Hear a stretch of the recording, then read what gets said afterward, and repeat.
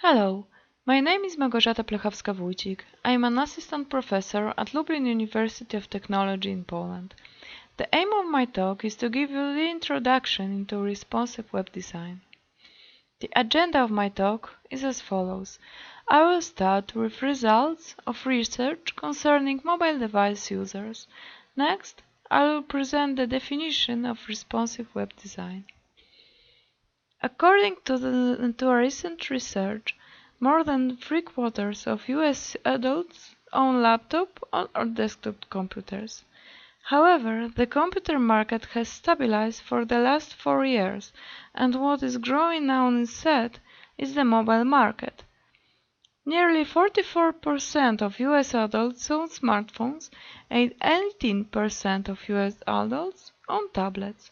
This wild and rapid adoption of smartphones and tablets has shifted how US people consume web content. According to another study, mobile phones and tablets accounted for a combined 14.3% of total web page views in August 2012, nearly doubling their share in traffic in just 1 year. For many people, mobile devices are the last thing they touch before they go to sleep and the first thing they use when they wake up. Users move from one device to another device smoothly and in patterns that cannot be predicted. The boundaries of the way the people use the web are blurring very fast. It is assumed that in few years, mobile internet will almost certainly take over desktop internet usage. Especially the young, who cannot afford home computers and full internet access, prefer mobile browsing.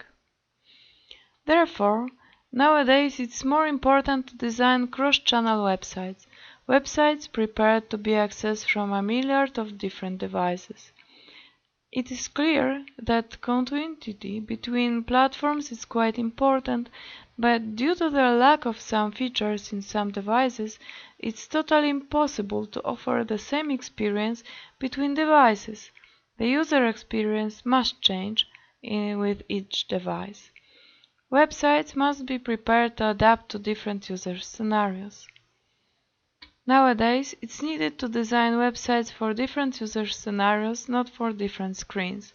Besides, the user interaction patterns also change from one device to another device, and websites should adapt to these changes. The current solution to this problem is to use responsive web design, a new web design technique that has become very popular during the last 2 years. Responsive web design is a term coined by Ethan McCord in his seminal article in 2010. The following year, Ethan McCord wrote his book Responsive Web Design, in which he explored new techniques and proposed some design patterns. .NET Magazine, one of the most famous magazines between professional and amateur web designers, declared responsive web design as the second development trend of the year 2012. The goal of responsive web design is to deliver a quality experience to users no matter how large or small the display they use is. But responsive web design is not only about changing the way elements are displayed in the web page. Responsive web design is also about how to provide easily reading and navigation with a minimum of resizing, panning, and scrolling across a wide range of different devices. The responsive web design techniques have been combined in design patterns, common solution to different design problems. For example, there are layout patterns, navigation patterns, menu patterns, form patterns, etc. The adaptive design phase when the new device comes to market. Responsive web design definitely is not just several different versions of the one site, for example the site dedicated strictly to mobile devices. It is also not a solution created specially for a specific device or based on specific results. Responsive web design mixes three different techniques: fluid grids, flexible images, and media queries, all of them based on the use of CSS. Fluid grids, also known as fluid layouts, allows the content to reside with the browser window, in contrast to rigid fixed width grids.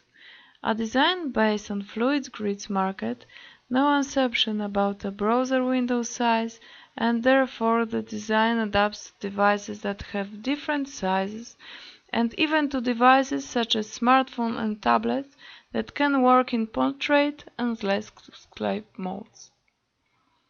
Flexible images consist in defining their size in relative units, example percentage, instead of fixed size like centimeters or pixels.